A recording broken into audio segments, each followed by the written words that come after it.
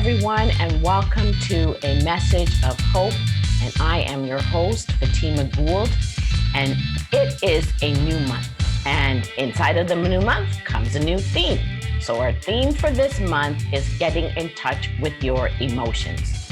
I will be breaking down the words emotion, empathy, worry, and joy.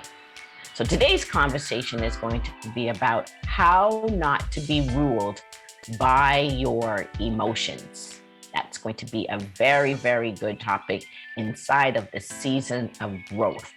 This is a summer season, it's coming to an end, and it was definitely a season and a time of growth. So when we look at the word emotion and not to be ruled by your emotion, emotion means, the word emotion means a natural instinctive state of mind deriving from one's circumstances, mood, or relationship with others. And I always say this, we go down deep when we're looking at who we are and being connected to self, and now looking at our emotions and not being ruled by them this month. We go down into your subconscious, and then you have a thought and it comes into your conscious, and then you apply an emotion to it, whether it's sad, happy, overwhelmed, anguish, whatever that emotion is, you apply it. And then inside of there, you then take an action. So it is an instinctive state of mind deriving from your circumstance. What is going on around me? Am I having a great time? Am I living my best life? Am I going through a rough patch? What mood am I in? Am I upset? Am I angry? What are the relationship that I'm having with my family, my friends, and my business partners? It all comes from an emotion. And then we become the E when we're breaking down the words, we become energized by that emotion. So it gives us an enthusiasm, a determination to do something. And then from there, that motion, the M is motion. What is the action? The process of moving or being moved. So that emotion that we put, whether it's sad, whether it's happy, if it's happy, then we're going to be quick in our step. We're going to be excited. We're going to be enthusiastic. And that puts us in motion to keep going and being consistent with our action. So then the M inside emotion is motion. And then the O is overtake. Overtake means to catch up with or pass while traveling in the same direction.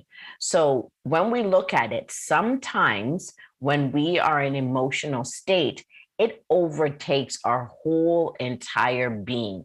It overtakes our whole day. It's like stumping your toe. You stump your toe at the end of the bed, you get angry, and you're like angry for the whole day. And when you look back at it, you're like, why was I angry again? Oh, right. This morning I stumped my toe and it overtook everything. So it overtook all my emotions. It overtook my emotions. It overtook my actions. It just consumed my whole day.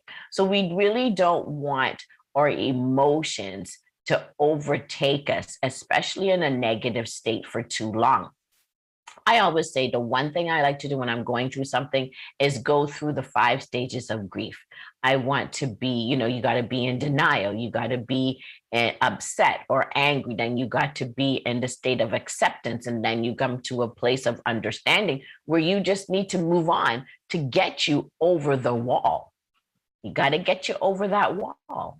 And then the T in emotions is teaches. What are our emotions and our circumstances teaching us? It means to give instructions professionally. That's the meaning of the word. But inside of here, we want to look at what instructions are we giving ourselves, whether it's professionally or personally. It could be dealing with a job too, so that's professionally. How are we feeling inclusive at work? And that's our surroundings and our circumstances. So what are those emotions? So if we feel like we're inclusive, we feel like what we say matters, we feel like we're part of the team, then that teaches us to be more inclusive, to go ask more questions, to be open, to brainstorm idea. It's teaching us to act in a certain way. And when it comes to personally in our families, so if we're in a relationship and we're hitting a rough patch with our spouse and we're always fighting, just like I was having an argument with Ron last week. I was telling him to turn right here, and I tapped on the window.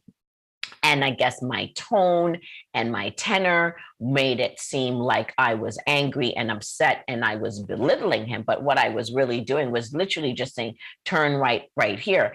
And what that taught me in the moment is I must really look at how I speak to somebody. I could have then turned to him and said, okay, I realize that the car is turning left, but we actually need to turn right. Just to be calm and not charged, I put an emotion to it, an anxious, a quickness, a hesitation. And his emotion then that he put in it was to get his back up.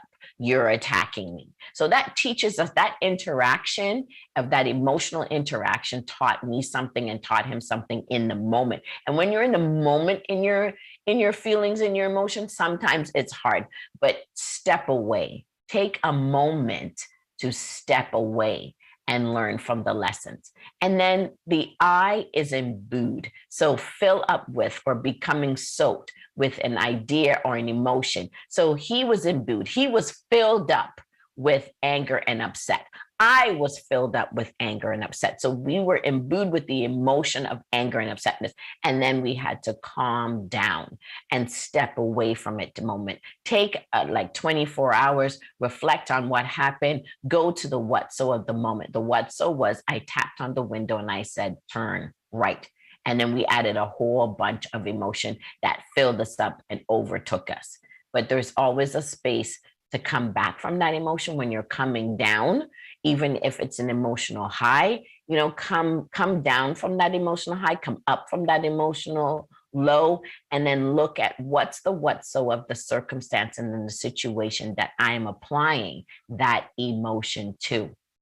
And then when you get to that place of peacefulness, when you get to the place of self-respect, self-reflection, there is then the O, which is an odyssey. It can be an odyssey, a long, eventful, or an adventurous journey or experience. So the odyssey inside of our marriage, the journey of marriage, the journey of companionship, the journey of getting together is an odyssey of which we learn and grow. It's a word you might think, oh my gosh, Fatima, that's a stretch. But no, this is breaking down words, unusual words to give us a different perspective to get us over the wall. And this is why most of you are watching. You want that different perspective. You want that different word. You want to say, that's something that made me go, And when you're don't forget to like and subscribe. Turn on the notification button so that you'll know when the Messages of Hope is uploaded a new video. And then we want to go to the N. We want it to be natural, something that comes from nature rather than being man-made. So we want our emotions to be natural. It's natural that as human beings, we are emotional. We do not want to stifle any of them. You don't want to push down and bury your emotion of anger, upset, sadness, grief. You don't want to bury your emotions of being excited, elated, exuberant, effervescent, because there's some people you can't tell where they're happy, they're sad, or excited because they stuff down their emotions. So inside of their subconscious, they say, you know what?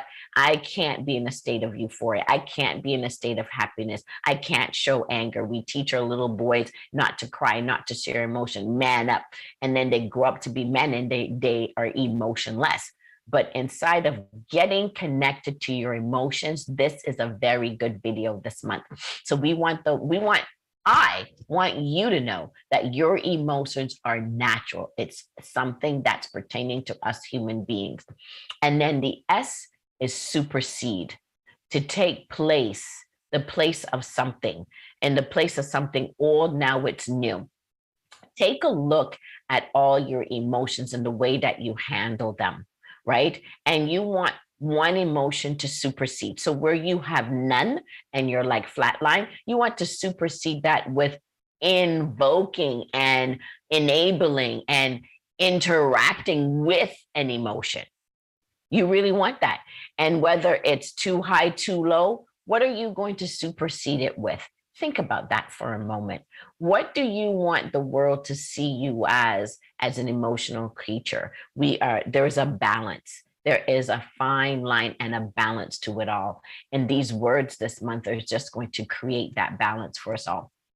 So once again, this week's word is emotion. And we are inside of the season of growth. And then this month's theme is to get in touch with your emotions. So next week, I will be breaking down the word empathy. It's a very good word. So don't forget to join me. Don't forget to click like and subscribe and make a comment. If there's a word you want to see broken down, let me know. Don't forget to turn on the notification bell so that you will know every time a video gets uploaded to the Messages of Hope YouTube channel. So I bid you a fond adieu, and I hope that you have a super fantabulous day now.